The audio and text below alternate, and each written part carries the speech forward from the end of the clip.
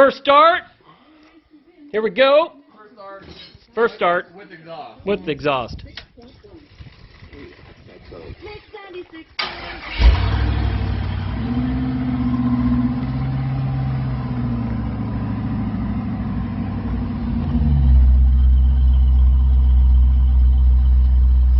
Sounds excellent. Sound good? Sounds really good.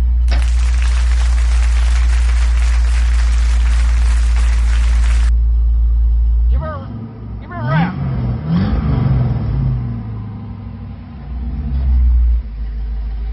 The fan's hitting the ground a little bit. Still bump out. Minor modifications. I don't think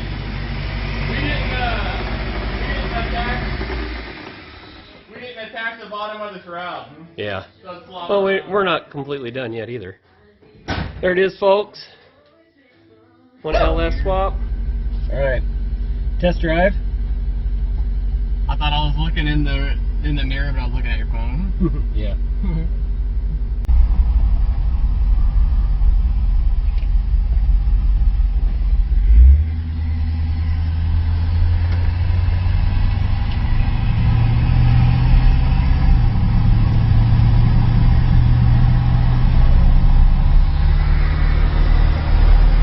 Hey, speed it works. I wasn't 100% sure yesterday when you asked me if it worked and it didn't work. And I was like, I think I looked at it. Fuel gauge don't work. No. I don't think I hooked up the wire. No, it's still hanging. So yesterday we drove the truck and it ran really good, but when we went to accelerate, get it put under a load, it bogged down. We had no power. Well, that could be an issue. Low fuel pressure.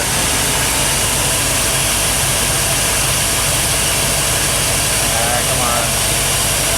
Over 100 psi. I think we got a restriction somewhere. So we had 100 and something psi of fuel pressure. I went ahead and cut the. It was only when the engine was running we had excessive pressure, so I went ahead and cut the return line underneath and put it in a fuel jug. And I'm gonna have my son go ahead and fire this thing up. Hey, go ahead and start it, or turn the key on.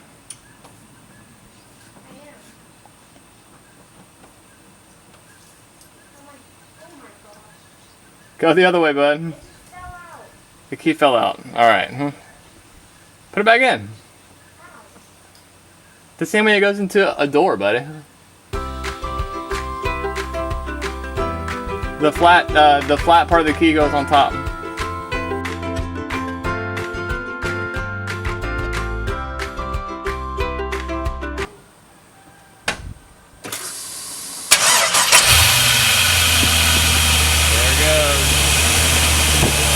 About 50, 52.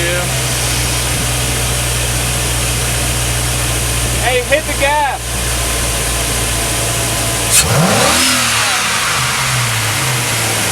Alright guys, set her down!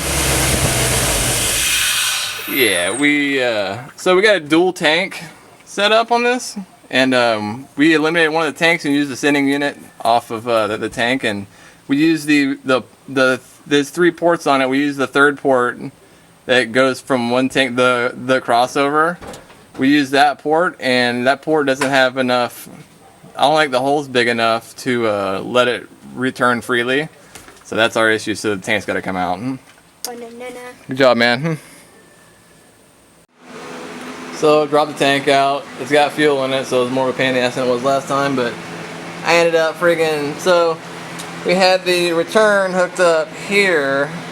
And I pulled the sending unit out, and that goes into the same little, goes into like a bowl with the freaking, with the, this section. So that was our problem. I'm not really sure where that goes. It's almost like whatever goes into here goes from the other tank into here and goes out to the truck. So we were basically just circling and circling, and it was deadheading itself. So this one's the breather. We're leaving that there. We'll tie that up on the frame, and then I ended up taking, this is a steel tank. I ended up tapping a fitting into into the tank, and then it's pretty tight, and I just made sure I siliconed it, put some sealer on it, and then I'll have to get we'll put it back in and hook it back up to the line and run it and see how it does. Hopefully we got ourselves a nice little running truck after that, and it won't be spitting and sputtering like it was. All right, fuel tank's back in, fuel pump. Got my fuel lines ran up there. Oh, get out of here. Oh. So, see what this thing does.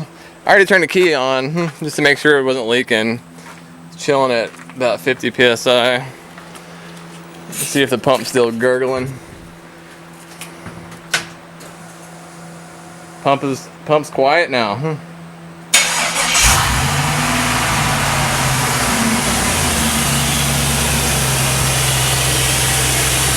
at that. Right where we want to be.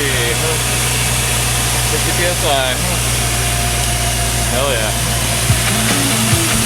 Man, that sounds good.